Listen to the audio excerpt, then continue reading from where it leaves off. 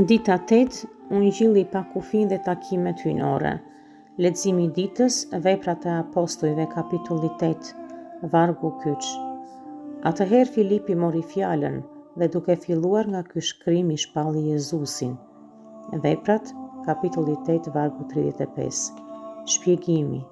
Kapitulli 8 tregon se si persekutimi në vend që ta ndalonte kishën e shpërndau ungjillin si far në tokë të re. Filipi shkon në Samari edhe më pas i udhëhequr nga fryma takon një zyrtar të lartë Etiopas në shkret të tir.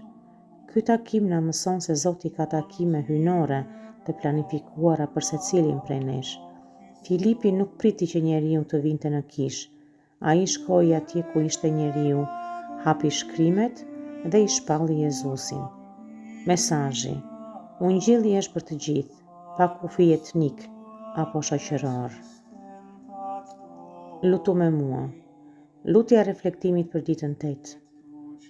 O Ati ynë, unë të falenderoj ty që ti na kërkon edhe në shkret të tjera të jetës sonë.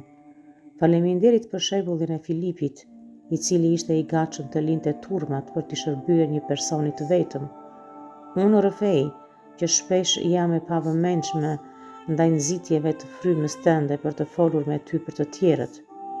Të lutem më jep sy shpirtëror për të parë eunukët, njerëzit që kërkojnë në jetën time. Më ndihmo t'i kuptoj shkrimet aq mirë sa t'i jem gati për të shpallur Jezusin në çdo kohë. Më bëj një mjet të frymës tënde, që të tjerët të mund të shkojnë në rrugën e tyre duke u gëzuar, ashtu si Etiopasi. Amen.